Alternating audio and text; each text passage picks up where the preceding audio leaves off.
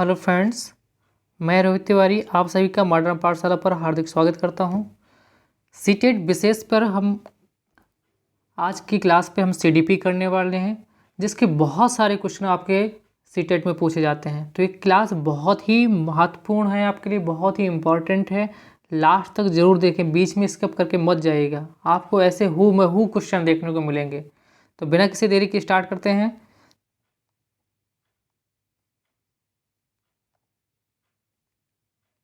पहला क्वेश्चन है फ्रेंड आपके सामने, किस अवस्था में बच्चे सहकर्मी समूह के सक्रिय सदस्य बन जाते हैं? तो कहा गया किस अवस्था में सहकर्मी समूह के क्या बन जाते हैं? सक्रिय सदस्य बन जाते हैं। तो पहला ऑप्शन दिया गया प्रारंभिक बाल्यावस्था, दूसरा उत्तर बाल्यावस्था, सी किशोरावस्था और चौथा डी दिया गया है वयस्कता यानी एडल्ट एज। तो इसका राइट आंसर हो जाएगा फ्रेंड सी किशोरावस्था। क्या हो जाएगा आपका? किशोरावस्था।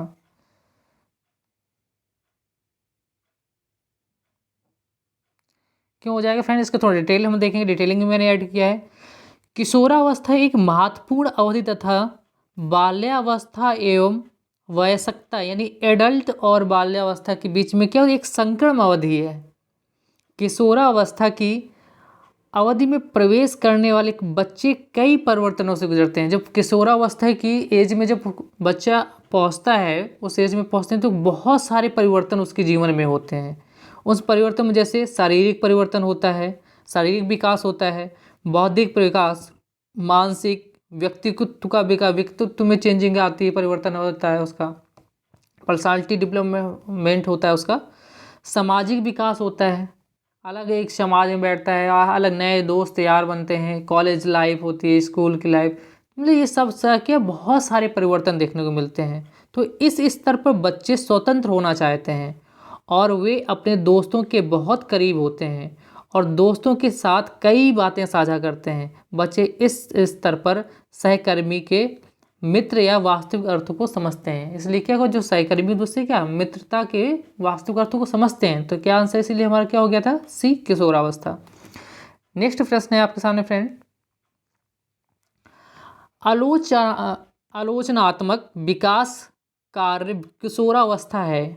ऑप्शन 1 दिया गया है सामाजिक क्षमता, वयस्क शरीर का विकास, यौन परिपक्वता प्राप्त करना या परिपक्व चिंतन और योजना प्राप्त करना। पूछा गया आलोचनात्मक विकास कार्य किशोरावस्था में क्या क्या होता है। तो क्या आपके ये सारे ऑप्शन सही हैं? आपको देखने को मिलेगा सामाजिक क्षमता भी उसकी बढ़ती है, वयस्क शरीर का विकास भी होता है, यौन परिपक्वता भी होती है, परिपक्व चिंतन और योजना प्राप्त करना यानी परिपक्व हो जाता है तो योजना बनाता है किसी चीज़ के कार्य करने के लिए, यानी प्लानिंग करने लगता है बच्चा। तो क्या हो जाएगा? किशोरावस्था की क्या विकास के सारे ऑप्शन है, यानी पहले ऑप्शन में दिया गया था 1 और 2, दूसरा और तीसरा और चौथा, तो उपरोक्त में से सभी। आंसर हो जाएगा आपका डी।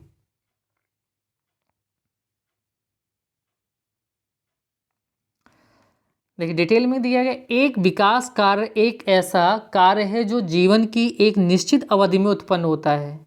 किशोरावस्था में उनके व्यवहार समाज, जैसे कि हमने पढ़ा, व्यवहार, सामाजिक जीवन, शारीरिक उपस्थिति, किशोरावस्था के विकास संबंधी कार्यों में बहुत अधिक संभावनाएं होती हैं। इन संभावना दो लिंगों के विपरीत लिंगों के साथ मिलकर शिक्षा ग्रहण करना, यानी कि एक लड़का और लड़की साथ में अगर कंपटीशन करते हैं, पर शिक्षा ग्रहण करते हैं, तो उनमें पढ़ाई का लेवल कुछ अलग ही लेवल का होता है, ज़्यादा कंपटीशन होता है एक दूसरे को पीछा करने के लिए। व्यक्ति के प्राकृतिक शरीर को स्वीकार करना, अपने कैरियर को लिए चिंतित हो जाते हैं, उसके लिए तैयारी करना, करियर बनाने के लिए, व्यवहार को निर्देशित करने के लिए मूल्यों का एक संग्रह प्राप्त करना, सामाजिक जिम्मेदारियों को लेना। तो ये सब क्या है? किशोरावस्था में के चरण है। किशोरावस्था में ये सारे बच्चे के अंदर दिमाग में सारी चीज़ें चलने लगती हैं। चलिए अगले प्रश्न की ओर चलते हैं फ्रेंड्स। अगला प्रश्न है, एक प्रगतिशील कक्षा में शिक्षण अधिगम की प्रक्रिया के दौरान शिक्षार्थियों का मूल्यांकन कैसे करना होता है? माता पिता को प्रतिक्रिया देने के उद्देश्य के लिए उच्च, निम्न और गैर प्राप्तकर्ताओं की पहचान करने में होता है। अधिक महत्वपूर्ण है क्योंकि यह बच्चों की समझ में अंतर्दृष्टि प्रदान करता है और शिक्षक को उसके शिक्षण पर प्रतिबिंबित करने में मदद करता है। सी ऑप्शन दिया गया है, बच्चों के सीखने में बिल्कुल भी मददगार नहीं होता है। डी ऑप्शन दिया गया है, बच्चों की सीखने की प्रक्रिया में एक बाधा पैदा करता है। तो इनमें से सबसे राइट आंसर आपका हो जाएगा फ्रेंड्स बी, अधिक महत्वपूर्ण है क्योंकि यह कि बच्चों की समझ में अंतर्दृष्टि प्रदान करता है और शिक्षक को उसके शिक्षण पे प्रतिबिंबित करने में मदद करता है।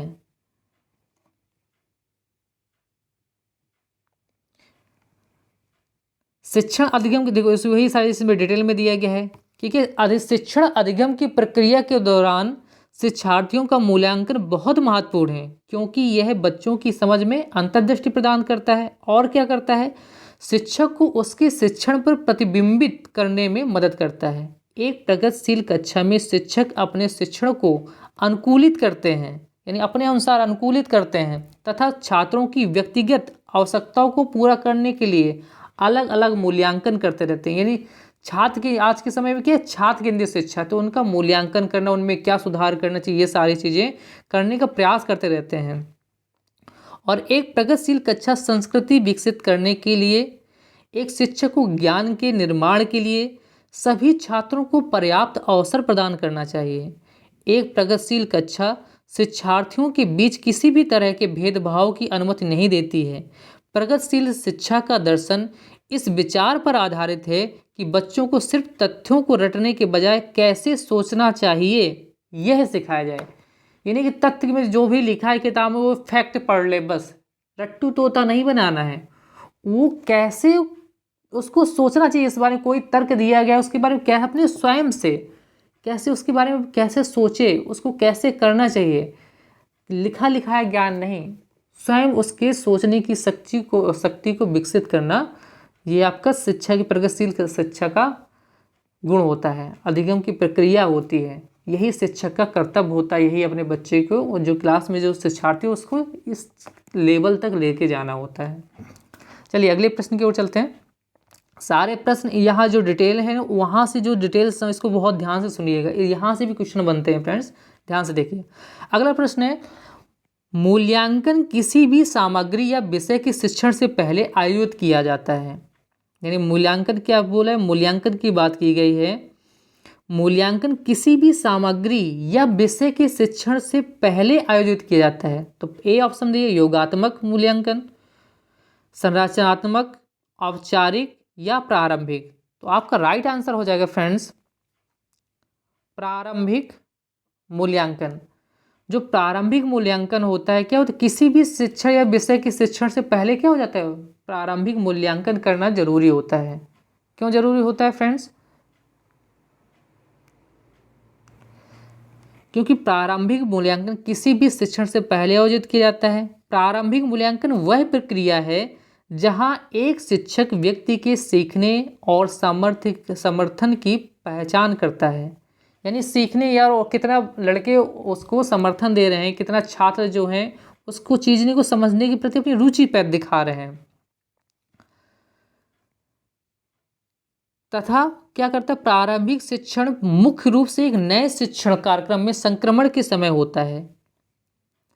यह एक समग्र प्रक्रिया के रूप में काम करता है जहां शिक्षक उपलब्धि, रुचि, कौशल, पिछड़े अधिगम का अनुभव और अधिगम के लक्ष्यों से जुड़ी जरूरतों को पूरा करता है।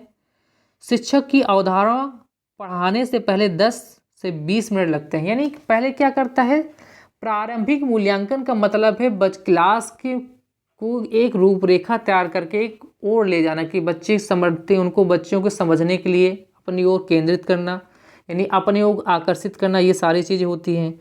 यानी सीखने की उनकी अधिगम प्राप्त करने के लिए, यानी अधिगम यानी सीखना, अधिगम को ही सीखना बोलते हैं, सीखने को ही अधिगम बोलते हैं हम साइकोलॉजी की भाषा पे। तो क्या होता है, उसको अपनी ओर आकर्षित करना, उस पर रुचि पैदा कि वो ध्यान से सुने उस चीज़ को, उनके अंदर उस चीज ज्ञान को ग्रहण करने की क्षमता विकसित हो जाए। इसलिए कम से कम 10-20 मिनट जब पहली क्लास होती है तो इसका बच्चों का लेवल क्या है, उनके पूर्व अनुभव क्या है, इन सब चीज़ों का आकलन करता है। इसी को बोलते हैं प्रारंभिक मूल्यांकन। किसी भी शिक्षण कार्य को प्रारंभ करने से पहले प्रारंभिक मूल्यांकन आवश्यक होता है कि छात्र किस लेवल में, कहाँ तक उनका ज्ञान, जो पूर्व अनुभव है, जो निसंचित ज्ञान है, वो कहाँ किस लेवल तक है। ठीक है फ्रेंड्स, चलिए अगला प्रश्न है, एक शिक्षक अपने प्रत्येक बच्चे को पर्याप्त अवसर देता है। यह एक उदाहरण है प्रगतिशील कक्षा का, लैंगिक समानता का, समावेशी कक्षा का, या उपरोक्त में सभी है। तो एक शिक्षक अपने प्रत्येक बच्चे को पर्याप्त अवसर देता है। प्रगतिशील कक्षा से आप शिक्षा क्या कक्षा क्या होती है, जिसमें सभी को समान रूप से प्रगति की बात की जाती है, चाहे वो दिव्यांग हो, चाहे वो आपका बधिर व्यक्ति हो, या आपका किसी तरह से मंद बुद्धि का बालक हो, या आपका तीव्र व कुशल बुद्धि का बालक हो, है ना। तो किसी भी तरह के बच्चों, सभी को प्रगतिशील का मतलब सभी की प्रगति करना। लैंगिक समानता, चाहे लैंगिक भेदभाव किए बिना, चाहे वो लड़की हो चाहे लड़का हो, समान शिक्षा, लड़की लड़का एक समान। समावेशी शिक्षा, समावेशी क्या, सभी को समावेश करके बात की जाएगी कक्षा में, सबको एक साथ लेके आगे बढ़ने की बात की जाती है, तो वो भी क्या शिक्षा क्या कहलाती है, वो कक्षा क्या कहलाती है, समावेशी कक्षा कहलाती है। तो इसका राइट आंसर हो जाएगा डी, उपरोक्त में से सभी, उपरोक्त सभी। तो आपका आंसर है डी, उपरोक्त सभी। यानी देखिए, प्रगतिशील कक्षा वह स्थान है जहां शिक्षक सब कुछ समझाने की अवधारणा या व्याख्यान पद्धति पर विश्वास नहीं करते हैं। प्रगतिशील कक्षा में शिक्षक उतने अवसर देकर अंतिम बच्चे तक पहुंचने का लक्ष्य रखता है जितना वह प्रदान करता है। लैंगिक समानता क्या है, लैंगिक समानता तब होती है जब शिक्षक दोनों लिंग को समान अवसर देता है। तो ये भी वो हो गया आपका। फिर दूसरी बात की गई, नहीं दोनों को बढ़ाने की बात करेगी, बिना किसी के लिंग, यानी महिला या पुरुष, यानी लड़का लड़की दोनों को समान, ये नहीं कि महिलाओं को ज़्यादा बढ़ावा दी जाए, लड़कों को नहीं, लड़कों को निठल्ले हैं इस तरह बोल कर दिए कि नहीं लड़कों को नहीं पढ़ाना, लड़कियों को आगे बढ़ा, तो कुछ होता है। तो ये सब चीज़ नहीं कि एक अच्छी शिक्षा क्या होती है, कक्षा क्या होती है आपके, क्या जो दोनों को लेके चले, बिना भेदभाव के, बिना सबको सामूहिक रूप से लेके चले, तो यही हो जाती है आपकी अच्छे अवसर होते हैं। लैंगिक समानता तथा समावेशी शिक्षा तब होती है जब सभी छात्रों को अपनी ताकत और कमजोरियों की परवाह किए बिना एक कक्षा में एक ही अवसर मिलता है। तो ये हो जाएगा आपका राइट आंसर, उपयुक्त से सभी, सारी चीज़ें सही है इसमें। चलिए अगला प्रश्न है आपका, पाठ्यक्रम छात्रों की आवश्यकताओं, अनुभवों, रुचियों और क्षमता पर केंद्रित होता है। निम्नलिखित में से कौन सी विधि इस कथन से पूर्ण रूप से संतुष्ट करती है। यानी कहा गया कि पाठ्यक्रम छात्रों की आवश्यकताओं, अनुभवों, रुचियों और क्षमताओं पर केंद्रित होता है। तो ऐसी कौन सी विधि है जो उसको पूर्ण रूप से संतुष्ट करती है इस कथन को। परियोजना विधि, प्रदर्शन विधि, वैज्ञानिक विधि या अन्वेषण विधि। तो हमारी जो वैज्ञानिक विधि होती है ये पूर्ण रूप से इसको संतुष्ट करती है। तो राइट आंसर हो जाएगा आपका फ्रेंड्स वैज्ञानिक विधि। वैज्ञानिक पद्धति का उपयोग शिक्षकों द्वारा किया जाता है ताकि छात्र स्वयं चीज़ों का अध्ययन और घटनाओं को व्यवस्थित कर सकें। छात्र सक्रिय शिक्षार्थी होते हैं जो प्रयोगों द्वारा विचारों का परीक्षण करते हैं तथा छात्रों के प्रश्नों और सक्रिय भागीदारी के माध्यम से अधिगम का अनुभव करते हैं। अन्य 3 विधियां वैज्ञानिक विधियों में शामिल हैं और वैज्ञानिक विधि का हिस्सा हैं। तो जो 3 विधियां और जो दी गई थी क्या है, वैज्ञानिक विधि का हिस्सा थी सारी विधियां। ठीक है फ्रेंड्स, तो हमारा क्या होगा, सब किस में समाहित है, तो वैज्ञानिक पद्धति में सारी चीज़ों का ध्यान रखा जाता है। चलिए अगले प्रश्न की ओर चलते हैं। अगला प्रश्न है फ्रेंड, निम्नलिखित में से किसने प्राथमिक मानसिक क्षमताओं को प्रतिपादित किया है। प्राथमिक मानसिक क्षमताओं को प्रतिपादित किया है, गार्डन ने किया है, थर्स्टन के द्वारा किया गया है, या स्टर्नबर्ग के द्वारा किया है, या थॉर्नडाइक के द्वारा किया गया है। तो थॉर्नडाइक ने आप एक त्रुटि का प्रयास एवं त्रुटि का सिद्धांत। तो इसका राइट आंसर क्या हो जाएगा? थर्स्टन, यानी प्रारंभिक मानसिक क्षमता का प्रतिपादन किसने किया है? थर्स्टन के द्वारा किया गया है फ्रेंड्स। थर्स्टन बहुआयामी का सिद्धांत, कौन सा सिद्धांत, ये याद रखिए, कभी कभी पूछा है कि बहुआयामी का सिद्धांत थर्स्टन द्वारा प्रतिपादित किया गया है। तो बहुआयामी सिद्धांत किसने दिया है? थर्स्टन के द्वारा दिया गया है। थर्स्टन का मानना है कि बुद्धिमान व्यवहार एक समान कारक से नहीं उठता है। जो बुद्धिमान व्यवहार होता है वो क्या है? एक समान कारक से नहीं उठता है। वेट भाई, इसको समझना, बहुत अच्छे से समझना है फ्रेंड, जल्दी नहीं कि जल्दी जैसे प्रश्नों को बस करना है। इसको समझिए, ये साइकोलॉजी जो आपका बाल विकास है, इसको समझने की, समझ के क्वेश्चन के यूपी टेट में होता तो एग्जैक्ट आपका आंसर रहता है। इसमें आपको समझ के क्वेश्चन का, आपको 3 में से आपको 4 ऑप्शन होंगे तो 3 ऑप्शन ऐसे लगेंगे तीनों सही हैं। तो आपको जो सबसे उपयुक्त आंसर होता है, इसलिए समझ के पढ़ना है हमको, है ना। तो ध्यान से समझेंगे। तो क्या थर्स्टन का मानना है कि बुद्धिमान व्यवहार एक समान कारक से नहीं उठता है, बल्कि 7 स्वतंत्र कारकों से उभरता है, और उसने उन्हें प्रारंभिक क्षमता कहा है। 7 प्रारंभिक मानसिक क्षमताएं हैं। कौन कौन सी? मौखिक समझ, शब्द प्रवाह है। इसको ध्यान से देखिए फ्रेंड्स, तो मैं जूम किए दे रहा हूँ।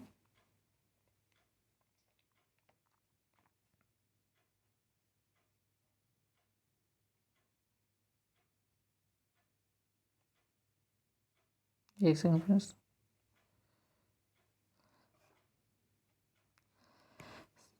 क्या कौन कौन से थे? 7 उसने क्या दिए हैं? 7 प्राथमिक मानसिक, 7 प्राथमिक आपकी क्या दी गई हैं? क्षमताओं की चर्चा की है। पहला है मौखिक समझ, शब्द प्रवाह है, संख्या सुविधा, स्थानिक दृश्य, सहचर स्मृति, अवधारणात्मक गति और तर्क। तो ये सारी चीज़ें याद रखेंगे फ्रेंड्स। मौखिक समझ, शब्द प्रवाह है, संख्या सुविधा, स्थानिक दृश्य और साहचर्य स्मृति, अवधारणात्मक गति और तर्क। इन 7 प्राथमिक मानसिक क्षमताओं की चर्चा किसने की है?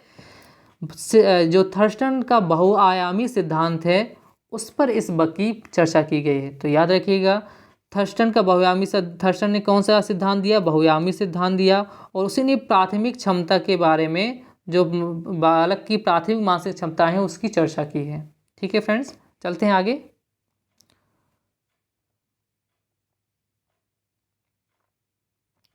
अगला प्रश्न है फ्रेंड, नैतिक विकास के लिए किस चरण में बच्चों के नैतिक निर्णय इस बारे में आत्महित और विचार पर आधारित होते हैं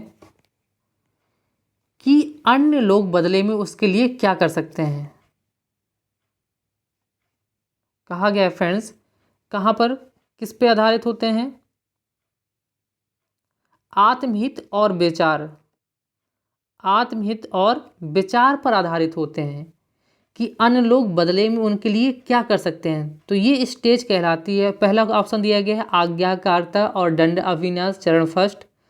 चरण 4 सामाजिक व्यवस्था बनाए रखना। चरण 5 सामाजिक अनुबंध और व्यक्तिगत आधार। चरण 2 व्यक्तिवाद और परिवर्तन। तो इसका राइट आंसर फ्रेंड हो जाएगा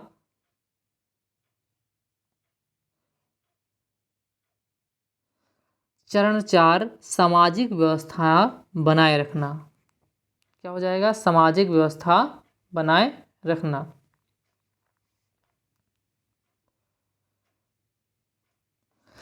पूर्व नैतिक स्तर के इस चरण में बच्चों के नैतिक निर्णय इस बारे में आत्महित और विचार पर आधारित होते हैं कि अन्य लोग बदले में उनके लिए क्या कर सकते हैं। वे चीज़ों को महत्व देते हैं क्योंकि उन चीज़ों की उनके लिए कुछ व्यावहारिक उपयोगिता है। तो क्यों करते हैं? आत्महित और विचार पर आधारित होते हैं। जब ये स्तर जो होता है आपके, इस स्तर पे क्या होते हैं, इनके जो निर्णय होते हैं बच्चों के नैतिक निर्णय, ये खुद आत्महित, अपने बारे यानी सेल्फ के अपने बारे में सोचते हैं और उनके विचार अपने बारे पर आधारित होते हैं, क्योंकि वो क्या करते हैं, व्यवहारिक उनकी जो समाज जो उनकी समझ होती है वो विकसित हो जाती है। वो समाज के बारे में भी सोचते हैं कि जो हम अपने समाज में एक ऐसी अपनी छवि बनाएं जिसको लोग हमें एक अच्छा सम्मान दे सकें। इसके लिए वो व्यवहार से उनका व्यवहार भी बदलता है, व्यवहारिक कौशल हो जाते हैं, है ना फ्रेंड्स। चलिए अगली फ्रेंड क्वेश्चन को देखते हैं। अगला प्रश्न है, विकास एक कभी ना खत्म होने वाली प्रक्रिया है। विकास एक कभी ना खत्म होने वाली प्रक्रिया है। यह विचार विकास के निम्नलिखित सिद्धांतों में से किसके साथ जुड़ा हुआ है? ए, परिपक्वता और अधिगम की परस्पर क्रिया, निरंतरता का सिद्धांत, आनुवंशिकता और पर्यावरण की परस्पर क्रिया, क्रमबद्ध विकास का सिद्धांत। तो इसका राइट आंसर फ्रेंड्स क्या हो जाएगा?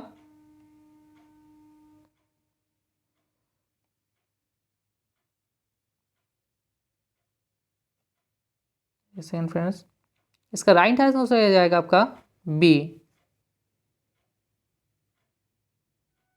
एक सेकंड फ्रेंड्स, थोड़ा सा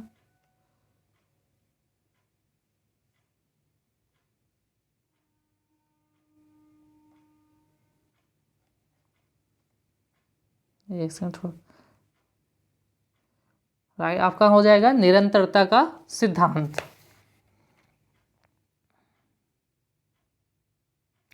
विकास जन्म से शुरू होता है और मृत्यु तक जारी रखता है। डिटेल में देखो लिखा गया है, विकास जन्म से शुरू होता है। आपको पता है कि विकास कहाँ शुरू, जैसे जन्म लेता है बच्चा वहाँ से शुरू हो जाता है, और क्या मृत्यु तक जारी रहता है।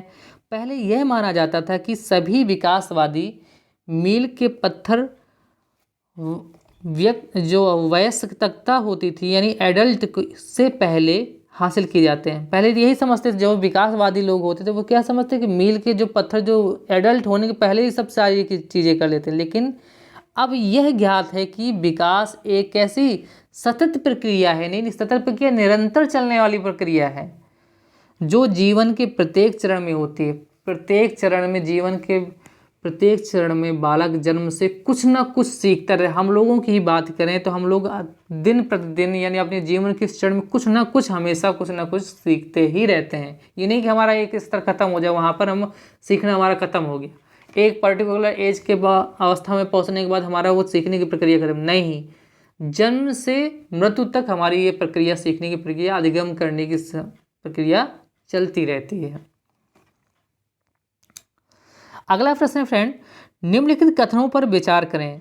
विकास सर्पिल और रैखिक नहीं है, विकास अनुमानित है। उपरोक्त में से कौन सा कथन सही है? तो विकास क्या है फ्रेंड? तो विकास क्या है? विकास एक सर्पिल है और रैखिक नहीं है। कैसे है इसको देखेंगे तो इसका आंसर क्या हो जाएगा आपका? और विकास अनुमानित यानी दोनों आपका इसका आंसर सही हो जाएगा आपको, ए और बी यानी फर्स्ट और सेकंड दोनों इसके सही हो जाएंगे। विकास सर्पिल है लेकिन रैखिक नहीं है, विकास अनुमानित है लेकिन आपके विकास अनुमानित है। इसको देखो, इसको समझेंगे कैसे समझेंगे फ्रेंड्स, इसको थोड़ा डिटेल में देखते हैं। बच्चा निरंतर स्थिर गति के साथ विकास के पथ पर सीधे आगे नहीं बढ़ता है।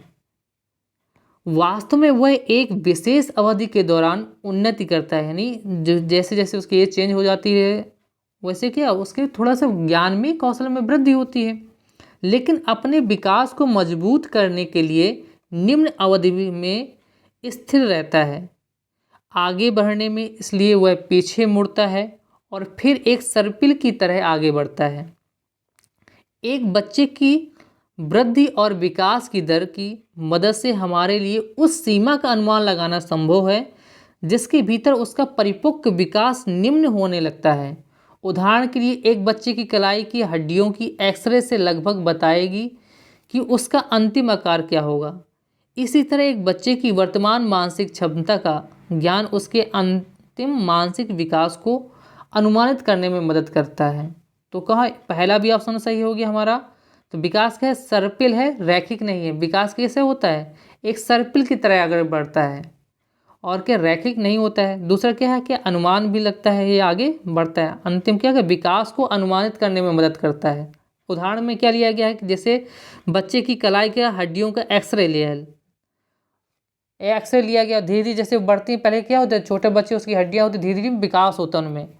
लगभग ये बताए कि उसका अंतिम आकार क्या है। लास्ट में जब वृद्धावस्था के समय उसके लिया जाए एक्सरे धीरे धीरे, तो क्या हो उसकी वृद्धि दिखेगी कि उसकी कलाई पहले छोटी थी, अब उसकी हड्डियाँ क्या होंगी, बड़ी होती गई। इसी तरह क्या हो जाएगा, उसी तरह किसी बच्चे की वर्तमान मानसिक क्षमता का ज्ञान उसके अंतिम मानसिक विकास को अनुमानित करने में मदद करता है। यानी बचपन की जो सोचने की उसकी क्षमता और वृद्धावस्था जब या किसी और एज में पहुंच जाता है, जब बड़ा हो जाता है, उसके सोचने की क्षमता ये क्या बताती है कि विकास हुआ है, विकास की अनुमानित करने में मदद करते हैं। चलिए अगला प्रश्न फ्रेंड, यहीं तक क्वेश्चन थे फ्रेंड्स। आज की क्लास में कैसी रहे आज की क्लास, सभी लोग कमेंट करके ज़रूर बताएं फ्रेंड्स। और जो फ्रेंड्स नए देख रहे हैं प्लीज़ सब्सक्राइब कर लें, लाइक करें, शेयर करें। आज की क्लास में पहला प्रयास था, इस सॉफ्टवेयर में थोड़ा सा दिक्कत हो रही थी फ्रेंड्स, लेकिन जैसे तैसे स्टार्ट हुआ, धीरे धीरे हमें क्लास अच्छी होती जाएंगी, इसलिए जल्दी से सब्सक्राइब करें। डेली क्लास आपकी सीटेट से रिलेटेड आएगी फ्रेंड्स। तो फिर मिलते हैं फ्रेंड्स नेक्स्ट क्लास में। Thank you for watching.